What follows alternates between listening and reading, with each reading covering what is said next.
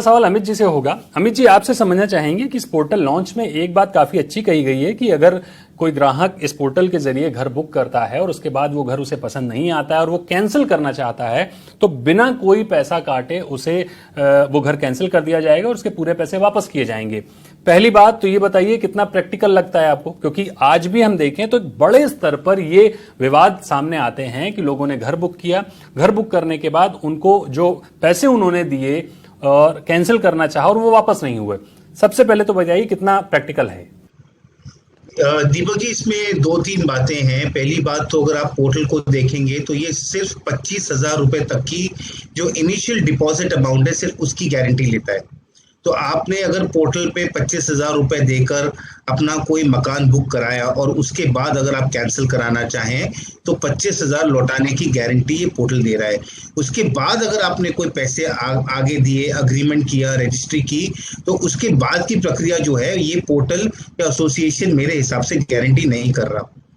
पहली बात। दूसरी बात, जहां तक जो मेंबर्स हैं, बिकॉज जनरली जैसे निमिष ने बताया कि ये अलग अलग जो इंडस्ट्री बॉडीज है उन्होंने अपने अपने मेंबर्स को एकत्रित करके उनके साथ ये पोर्टल का निर्माण किया है, तो ताकि वो अपने मेंबर्स के तरफ से एकजुट होकर बात कर सकें, उनका दायित्व ले सकें और उनके साथ मिलकर काम कर सकें। तो अगर ये मेंबर कोई उनका डिफॉल्ट करता है, और ये जो मुश्किल ये एसोसिएशन के लिए आज से नहीं कई बार से रही है कि कई सारी मसले हुए हैं, रेरा रेजोल्यूशन सेल भी बना एसोसिएशंस का कि भाई कई मेंबर का अगर रेरा का मसला आया है तो क्या ये उनको सुलझाने में सक्षम रहे हैं, और अगर उन दिक्कतों को सुलझाने में सक्षम नहीं रहे तो क्या पैसा लौटाने में सक्षम हो पाएंगे।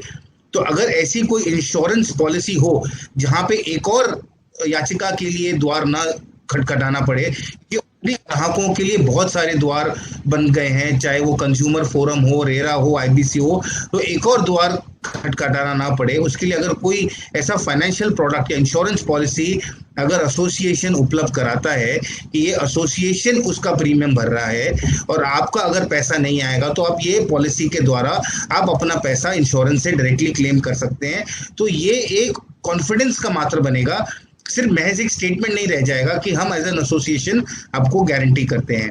तो पहली बात ये है। दूसरा, इसकी अभी भी जो हमारे पास ट्रैक रिकॉर्ड नहीं है, तो खैर जैसे ट्रांजैक्शंस होंगे, जैसे लोग अपना घर का चुनाव करेंगे, इसके थ्रू पोर्टल के थ्रू ट्रांजैक्शंस होंगे, तो इसमें आगे जाके दिक्कतें आएंगी नहीं आएंगी ये हमको नहीं पता, मगर ये बात तो तय है कि ये जो पूरा इनिशिएटिव है ये सही डायरेक्शन में है, क्योंकि ये एक for the industry, by the industry, of the industry body है, एसोसिएशन है।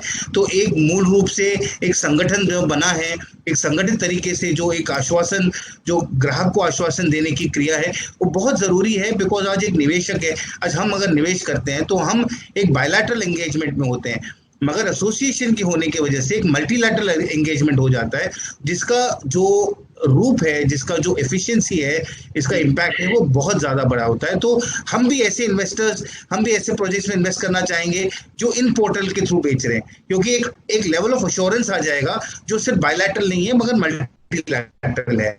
तो डेफिनेटली इसके फायदे हैं, मगर ये जो पैसे लौटाने वाली बात है उसका और बेहतर तरीके से विचार किया जा सकता है। जी, मैं पूरी कोशिश करूंगा कि वो डेवलपर्स उसको पैसे वापस दे दें। सी, आज प्रॉब्लम क्या हुआ है कि अगर वो आज का केस है तो कोरोना के बाद में आप देखो कि फाइनेंशियल लिक्विडिटी का क्रंच सारे लोगों को है जी, तो फाइनेंशियल लिक्विडिटी में। लेकिन मैं आपको एश्योर ये करूंगा कि अगर वो डेवलपर है और वो प्रोजेक्ट रजिस्टर्ड है, सर दोनों चीज जरूरी है। अगर उसने जाकर किसी भी ऐसे डेवलपर को पैसा दे दिया कि जिसका रेरा रजिस्टर्ड प्रोजेक्ट नहीं है, और अगर मैं आपको फिर से कहना चाहता हूं, अगर वो नेरेडको का मेंबर है तो आप मुझे उसके बारे में डिटेल दे देना, मैं दो चीज पक्के करूंगा, एक तो उसको पैसे वापस दे दूंगा, वरना उसकी मेंबरशिप कैंसिल करूंगा। आज क्या होता है कि मैं ये नहीं बता सकता हूं कि उससे अमित जी, एआरएचसी में अगर हम देखें तो सबसे कैची पॉइंट जो है वो है उसका अफोर्डेबिलिटी।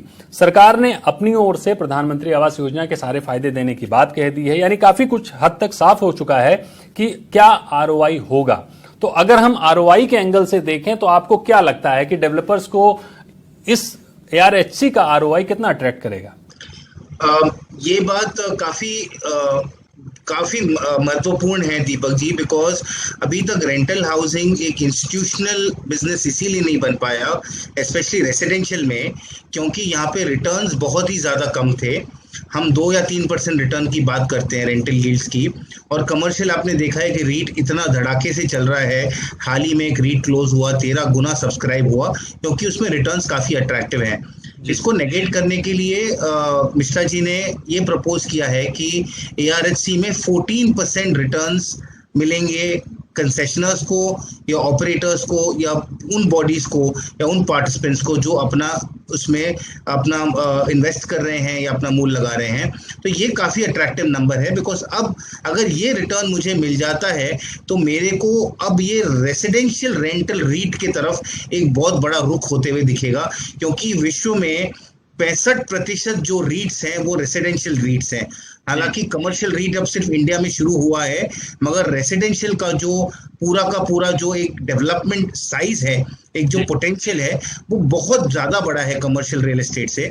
तो अगर ये रील्स वाकई में ही अगर उपलब्ध हो पाते हैं तो मुझे लगता है कि बहुत बड़ी मात्रा में हमारे को विदेशी मुद्रा मिलेगी इस डेवलपमेंट्स के लिए। हमको सिर्फ चीप कैपिटल, जो इन्होंने बोला कि हम प्रोजेक्ट फाइनेंस चीप कैपिटल तहत देंगे, हमको सिर्फ वो चीप कैपिटल के लिए हमको रुकना नहीं होगा, बिकॉज हर सरकार की लिमिटेशन होती है। उन्होंने भी कहा कि वित्त मंत्री पे भी लिमिटेशन है, RBI पे है कि वो कितनी धनराशि उपलब्ध करा सकते हैं एक स्कीम के लिए। मगर अगर हम ग्लोबल कैपिटल को अगर इस रिटर्न से हम टैप कर पाएंगे तब तो ये बहुत ही बड़ा स्पेस बन सकता है, क्योंकि हम बात कर रहे हैं 60 करोड़ रेंटल हाउसिंग पोटेंशियल की, और जिसमें अब हम सिर्फ 3.5 लाख घर का अंडर ये ARHC हम निर्माण की बात कर रहे हैं, जो अपने आप में ही एक 70,000 करोड़ की अपॉर्चुनिटी है।